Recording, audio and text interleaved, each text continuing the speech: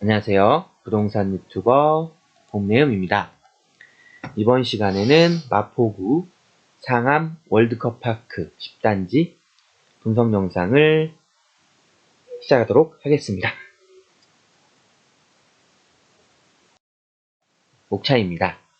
위치부터 해서 인근 단지 비교 분석까지 총 9가지 분석을 통해서 결론까지 도출해 보도록 하겠습니다. 위치입니다. 마포구는 서울의 서부 지역에 위치해 있고요.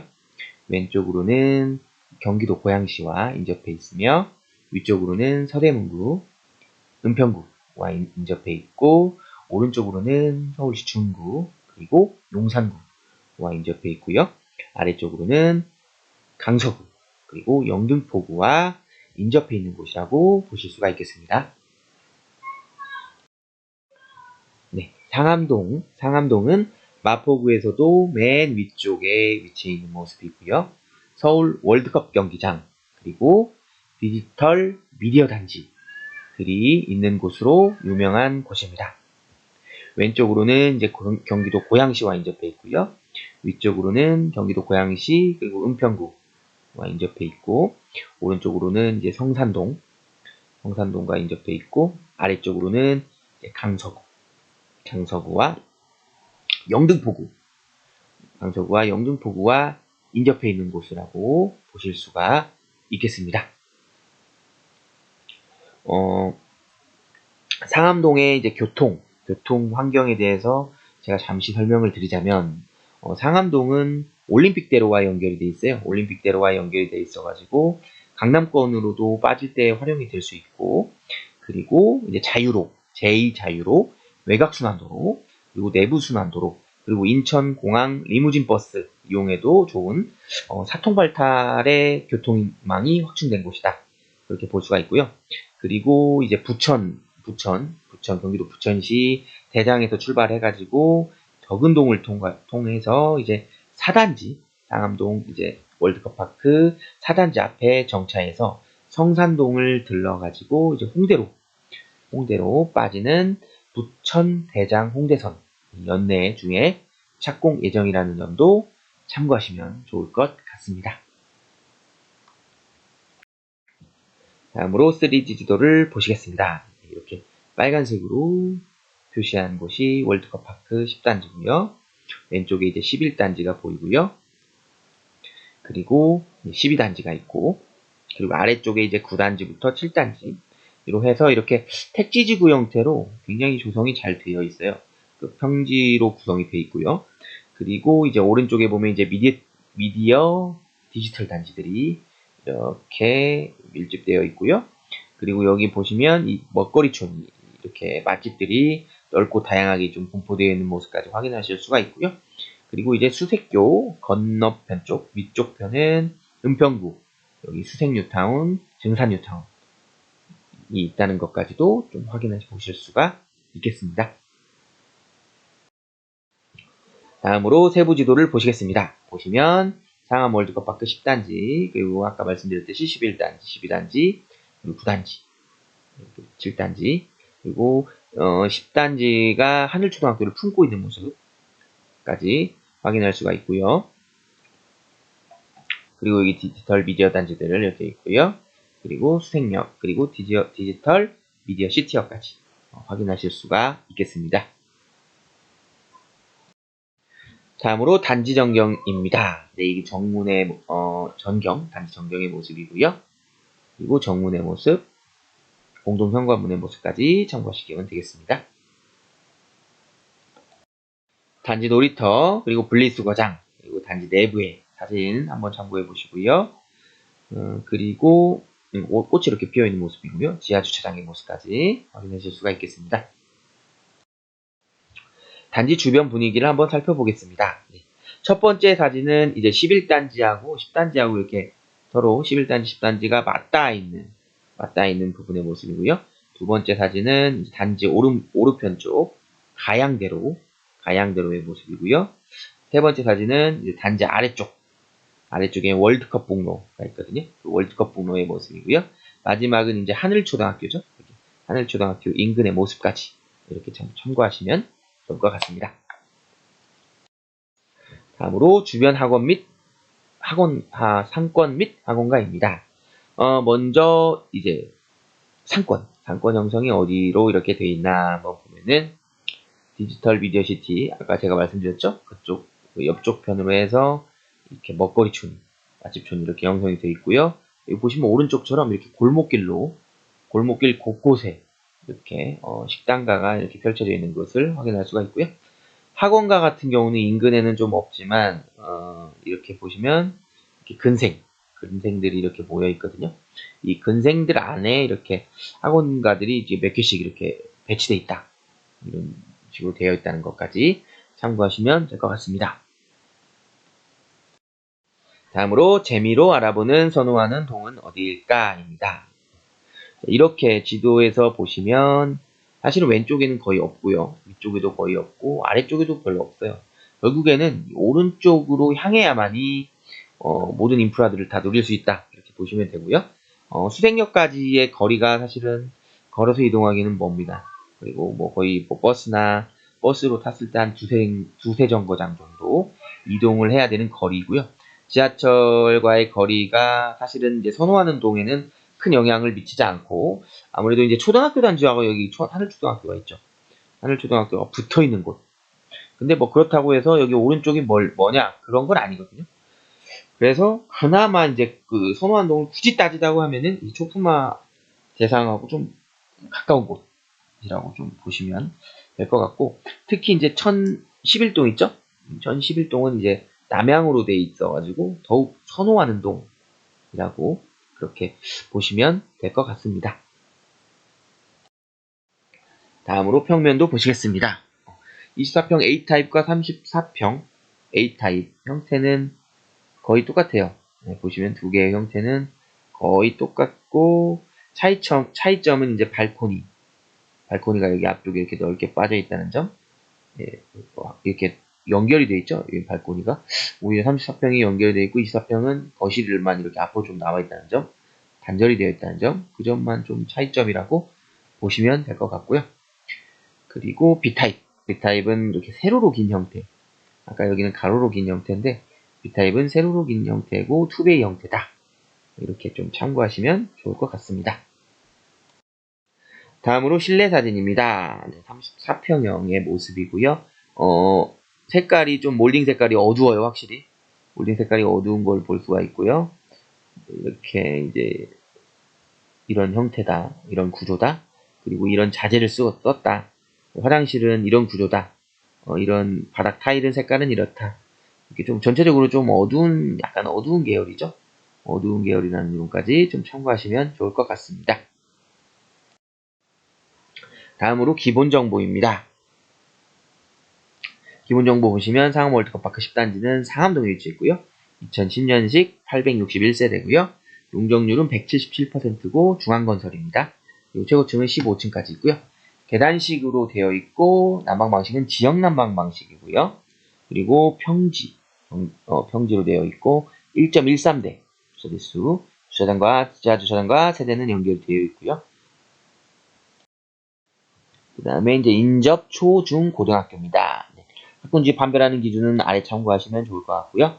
인근 초등학교는 하늘초, 그리고 중학교는 상암중, 고등학교는 상암고 하는 거 참고하시면 좋을 것 같고 초등학교는 초품화죠. 초품화라 300m 이내에 위치해 있고 지하철은 없습니다. 없고 일제 방문가도 없고요. 공원 보시면 대덕 2공원이라고 해가지고 테니스장 6.4배 공원이 있고요. 단점을 잠깐 뽑자면 소각장과 같은 환경 문제에 대한 논의가 좀 필요하다. 이렇게 보시면 되고 대중교통 이용, 특히 지하철과의 접근성이 조금 떨어져서 불편하다. 이런 게 좀 단점으로 뽑을 수가 있겠습니다. 마포구의 특징을 살펴보겠습니다. 그리고 거래지수가 상암동의 특징까지 살펴보겠습니다. 마포구의 특징은 면적 같은 경우 23.85 제곱킬로미터고요. 인구는 36만 3,168명. 그리고 지하철역 같은 경우는 2호선, 5호선, 6호선, 경의중앙선, 인천공항철도를 끼고 있고요. 인근 병원은 신촌연세병원, 세브란스병원, 강북삼성병원, 여의도 성모병원이 있고요. 학원 개수 같은 경우는 1168개 중에서 이제 입시 검정 부습은 528개가 있다는 것 참고하시면 될 것 같고, 지역 상권은 백화점 1개, 대형마트 4개, 스타벅스 33개가 있고요. 마포구의 특성을 잠깐 살펴보면 이제 한강 라인을 맞다 뻗어 있어서 이제 내부순환로, 강변북로, 자유로가 있고 교통이 편리하다, 이런 특성을 볼 수가 있고요. 더 이상 개발할 지역이 없을 정도로 입지 독점성이 뛰어나다, 이렇게 보실 수가 있겠습니다. 마포구의 거래지수입니다. 공급 적정 수요 같은 경우는 1815세대고요. 공급량은 678세대입니다. 거래량을 살펴보시면 2020년도에 2859건에서 1602건까지 감소했다가 22년도에는 488건까지 엄청나게 감소를 한 모습을 보이고요. 그러다가 2023년도에 1552건 회복하고 2024년 9월 말 2158건으로 엄청난 거래량이 형성이 되었다, 이렇게 보시면 되겠습여 매매매물 같은 경우는 3052건에서 3183건까지 약 100여 건 증가했고요. 전월세 매물 같은 경우 1298건에서 1003건까지 290여 건 감소한 것을 보실 수가 있겠습니다. 상암동의 특징을 살펴보면 이제 마포구의 사실 중심지와는 거리가 좀 멀어요. 약간 외곽 지역이기는 하거든요. 마포구 입장에서 보면은. 근데 이제 택지지구로 구성이 되어 있다 보니까 굉장히 깔끔하다, 그리고 평지로 구성되어 있다, 이런 특징이 있고요. 직장 일자리가 본사 위주 IT 사업체로 되어 있어서 깨끗하다, 이런 특성까지 살펴보면 되겠습니다. 다음으로 가격 분석입니다. 34평형 기준으로 보시면 매매 최고가는 11억 4천, 전세 최고가는 6억 5천이었고요. 갭 차이는 4억 9천이고요. 34평의 세대수는 지금 861세대 중에 166세대입니다. 참고로 좀 설명드리자면, 여기 그 월드컵 파크 10단지는 임대 세대가 사실 거의 3분의 2 이상을 좀 이루고 있다. 이 점 좀 참고하시면 좋을 것 같습니다. 다음으로 매매 전세 건수, 전체 평형을 2024년도 6월 말 기준으로 한번 살펴보겠습니다. 22년도 같은 경우는 거래가 없었습니다. 한 건도 없었고요. 23년도에 6건, 그리고 24년도에도 6월 말까지는 거래가 없다는 점 참고하시면 좋을 것 같고요. 그리고 2022년도 전세 건수부터 보면 116건, 23년도에는 55건, 24년도에는 21건의 전세 건수가 있었습니다. 최근 거래가를 보시면 아까도 말씀드렸지만 거래 내역이 별로 없어요. 없다 보니까 23년도 11월이 가장 그 두 번째로 오래된 그때 건수고요. 10억 2천이 거래가 됐고, 24년도에 7월, 거의 뭐 텀이 한 8개월 정도 있었죠. 8개월간 거래가 없었고, 24년 7월에 9억 9천 거래가 된 것을 살펴볼 수가 있겠습니다. 보시면은 23년도 1월이죠. 1월에 이제 8억 9천 최저가를 찍었죠. 최저가를 찍었다가 거래가 사실 거의 없었어요. 거래가 거의 없다가 이제 한 번씩 이렇게 거래를 어쩌다 하나씩 이렇게 쭉 찍었고요. 그러다가 이제 이 최고가가 이제 10억 2천이거든요. 이때 당시에 최고가 10억 2천을 찍었다가 또 역시 거래가 없었어요.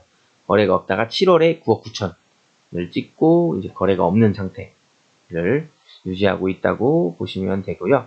지금 8억 9천에서 10억 2천을 찍었으니까 어쨌든 지금 약 1억 정도, 1억 2천 정도 좀 상승한 상태로 거래를 했다는 점까지 보시면 되겠고요. 다음으로 KB시세와 호가. KB시세와 호가 보시면 34평형 기준으로 9억 7천, KB시세는 9억 7천이고요.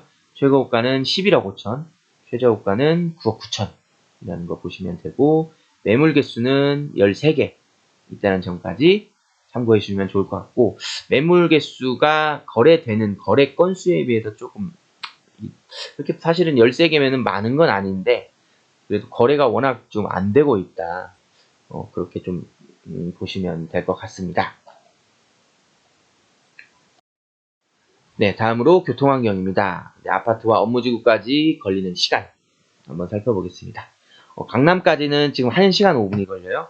물론 지금 보니까 광역버스가 있어가지고 한 번에 갈 수가 있거든요. 그래서 55분, 생각보다 시간이 좀 걸려요. 55분이 걸려서 1시간 5분이 소요되는 걸 볼 수가 있고요. 자차로는 53분. 물리적인 거리가 조금 있어요. 사실 마포구 상암동에서 거리가 있다 보니까 시간이 좀 걸린다. 아까 제가 그 처음에 말씀드렸죠. 이 강남권으로 빠질 때 이제 올림픽대로로 인접해 있어가지고 좋긴 하거든요. 그럼에도 이렇게 좀 거리상이 있다 보니까 시간이 걸린다. 점 좀 참고하시면 좋을 것 같고요. 그리고 시청역까지도 이제 49분, 36분 걸린다는 거 보시면 되고요. 구디역, 가디역도 51분, 37분, 그리고 1시간 1분, 38분 걸린다는 거 보시면 되고, 여의도는 50분, 26분. 교통편이 조금, 대중교통편이 좀 불편하죠? 불편하고, 38분, 26분, 마곡역. 마곡역은 인근에 있다 보니까 그렇게 막 오래는 안 걸리는 모습이고요. DMC역은 뭐 바로 옆에라서 사실은 여기는 걸어가도 되는 거리입니다. 충분히. 걸어가도 되는 거리라고 보시면 되고, 판교역은 엄청나게 멉니다. 1시간 28분. 1시간 28분, 이제 자차로는 1시간 6분 소요되는 것까지 살펴보시면 되고요. 그리고 인근에 이제 KTX역 같은 경우는 이제 고양시 행신역이 있어요. 그래서 행신역은 지금 대중교통으로 32분, 그리고 자차로는 가깝습니다. 12분 밖에 소요가 안 된다는 거 살펴보시면 되겠습니다. 아까 말씀드렸죠? 이제 그 광역버스가 있어요. 광역버스가 있어가지고 지금 한번 광역버스의 경로를 잠깐 보시면 여기 서초구 양재동 있죠? 양재동에서 이렇게 쭉 와서 강남 논현동을 거쳐가지고 논현동 쪽을 거쳐서 이제 한남동 그리고 이제 여의도 그리고를 거쳐서 마포구역을 거쳐서 이제 그 월드컵 파크 10단지 옆쪽을 거쳐서 이제 고양시로 이렇게 빠지는 광역버스라고 보시면 되겠습니다. 다음으로 인근 단지 비교 분석입니다.